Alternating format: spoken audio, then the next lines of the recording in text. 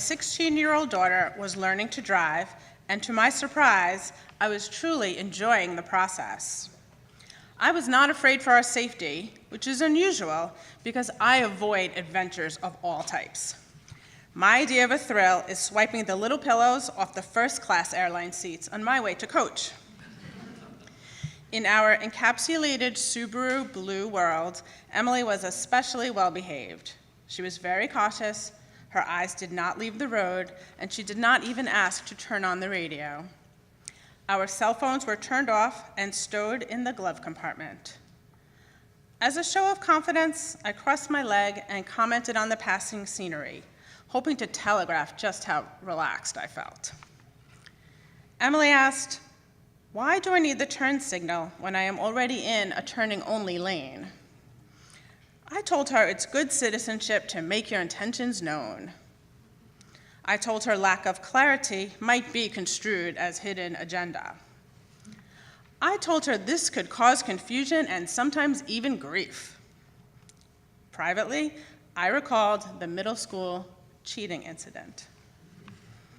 When she was in 7th grade, I received a tearful phone call from Emily saying her science teacher had accused her of cheating on an exam. The call waiting sounded, and on the other line, the teacher herself informed me I needed to meet her at the guidance office.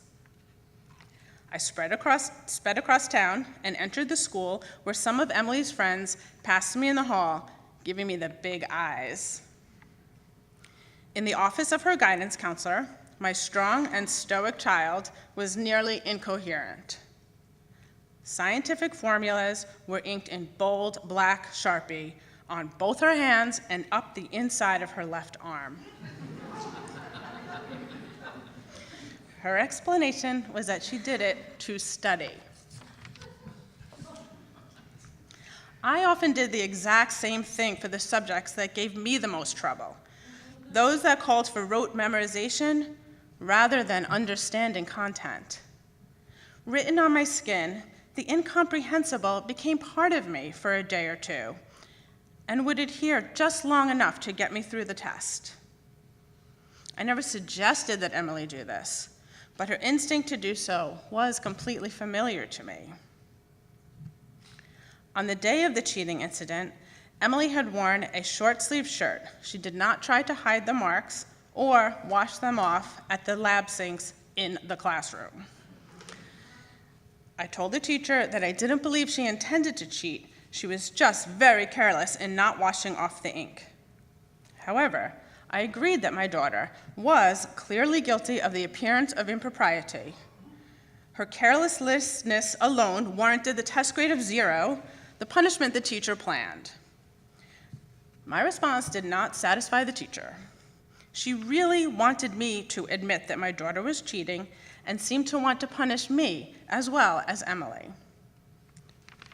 She suggested that Emily was trying to meet the too high expectations of her overly invested parents.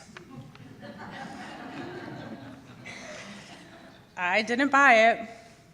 Although she was only 13 years old, we had not yet seen any sign of her doing anything just to please her parents, her teachers, or her peers. And so Emily received the 0 and spent the rest of the marking period trying to make up for it on the remaining labs, quizzes, and tests. And 3 years later, from the passenger seat of the Subaru, I wished I could warn her of the roadblocks ahead, of the jug handles, the confusing twists and turns she will likely encounter on the road ahead. But recognizing her growing confidence, I remained quiet, watched her adjust the seat and mirrors to her own fit, and drive us home.